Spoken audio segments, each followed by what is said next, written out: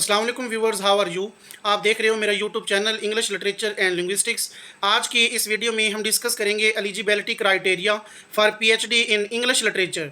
तो English literature हम जानते हैं एक ब्रॉडर सब्जेक्ट है और बहुत से स्टूडेंट ऐसे होते हैं जो इंग्लिश लिटरेचर को चूज़ करते हैं पीएचडी में। तो डिफरेंट यूनिवर्सिटीज़ का डिफरेंट क्राइटेरिया होता है। तो आज की इस वीडियो में हम डिस्कस करेंगे eligibility criteria for PhD in English literature. तो चलते हैं वीडियो की जानिब और डिस्कस करते हैं एलिजिबिलिटी क्राइटेरिया को। Eligibility criteria for PhD in English literature. The eligibility criteria for a PhD in English literature may vary slightly from institution to institution, but the general requirements are as follows। तो eligibility criteria जो होते हैं PhD के लिए English literature में वो different institution से institution मतलब अपने अपने इंस्टीट्यूशन के अपने अपने रूल्स होती हैं। तो हम देख लेते हैं कि कौन कौन से इस तरह के मतलब रूल्स हैं। तो सबसे पहले हमारे पास है educational qualification. Candidates should have a master's degree in English literature or a related field with a minimum of 55% or equivalent CGPA. Some universities may require a minimum of 60% or above। तो educational qualification जो है कि candidates master degree हो English literature या इससे related field में 55% उसका जो मतलब रिज़ल्ट हो और उसके अलावा उसकी जो सीजीपी हो वो भी 55% हो, या कुछ यूनिवर्सिटीज़ जो हैं वो 60% अलाउ करती हैं। नेक्स्ट हमारे पास है language proficiency. Candidates must possess excellent proficiency in the English language, both written and spoken. They may be required to submit language proficiency test scores such as TOEFL or IELTS if English is not their first language। तो candidates जो हैं वो excellent proficiency वो रखनी चाहिए English language में। मतलब उसकी इंग्लिश लैंग्वेज जो है कम्युनिकेशन के हवाले से दोनों हवालों से स्पोकन भी रिटन भी मज़बूत होनी चाहिए, स्ट्रॉन्ग होनी चाहिए। तो बाज़-औक़ात मतलब हमें लैंग्वेज प्रोफिशेंसी टेस्ट स्कोर जो है वो सबमिट कराना पड़ता है टोफल या आइलेट्स की शक्ल में, अगर इंग्लिश जो है वो उसकी फ़र्स्ट लैंग्वेज नहीं है तो। नेक्स्ट हमारे पास है research proposal. Candidates need to submit a research proposal outlining the objectives, research methodology, and expected outcomes of their proposed research project।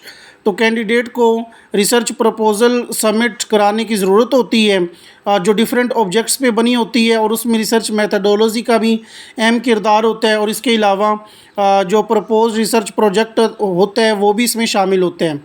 तो बेसिकली ये हमारे पास ये भी एक इम्पोर्टेंट स्टेप है क्योंकि रिसर्च के बगैर पीएचडी में कुछ नहीं है। पीएचडी अगर कोई स्टूडेंट करना चाहते हैं तो रिसर्च उसके लिए इस तरह समझ लें कि एसेंशियल है, कंपलसरी है। नेक्स्ट हमारे पास है इंट्रेंस एग्जामिनेशन।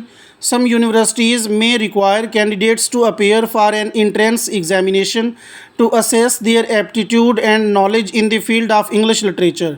तो कुछ यूनिवर्सिटीज़ जो होती हैं उसमें कैंडिडेट को रिक्वायर किया जाता है, मतलब ज़रूरत पड़ती है कि वो एक इंट्रेंस एग्ज़ामिनेशन से गुज़रे, कि मतलब उसका एक ना इंट्रेंस एग्ज़ामिनेशन लिया जाता है असेस करने के लिए उसके एप्टीट्यूड को या नॉलेज को इंग्लिश लिटरेचर में, कि स्टूडेंट के पास इंग्लिश लिटरेचर के हवाले से कितना नॉलेज है और कितना कुछ ये जानता है इंग्लिश लिटरेचर के हवाले से। नेक्स्ट जो हमारे पास एक इम्पोर्टेंट स्टेप है वो है पर्सनल इंटरव्यू। तो ये बहुत कंपलसरी है और ये बहुत ज़्यादा इम्पोर्टेंट का हामिल होता है पीएचडी के लिए। Shortlisted candidates may be required to appear for a personal interview to discuss their research interest and proposal with a panel of experts. जो कैंडिडेट्स जिनकी लिस्ट लग जाती है यानी जिनको शॉर्ट लिस्ट कर दिए जाते हैं तो उन कैंडिडेट्स को ज़रूरत पड़ती है कि वो पर्सनल इंटरव्यू के लिए अपेयर हों। तो उसमें जो डिस्कस किया जाता है कैंडिडेट के साथ वो ये होते हैं कि उसका रिसर्च इंटरेस्ट क्या है, मतलब वो किस चीज़ के हवाले से रिसर्च करना चाहता है, वेदर फिक्शन के ऊपर, non fiction, novels, short stories या इसके अलावा पोइम्स, या उसके अलावा इंग्लिश लिटरेचर के किस सब्जेक्ट में, किस शोबे में या किस चीज़ में वो मतलब रिसर्च करना चाहते हैं। और इसके अलावा जो पैनल ऑफ एक्सपर्ट की प्रपोज़ल होती है उसको भी मद्देनज़र रखा जाता है। तो कंक्लूजन है, it is important to note that meeting the eligibility criteria does not guarantee admission to a PhD programme. तो ये बात अहम है, ये बात नोट करने के लिए बहुत ज़्यादा इम्पोर्टेंट है कि एलिजिबिलिटी क्राइटेरिया जो है ये गारंटी नहीं देता कि वो पीएचडी प्रोग्राम में एडमिशन हो सके।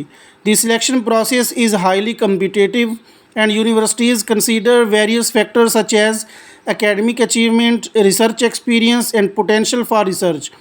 तो सिलेक्शन प्रोसेस जो है आज के दौर में बहुत ज़्यादा हाई कम्पिटिटिव, यानी इसका बहुत ज़्यादा कंपटीशन है।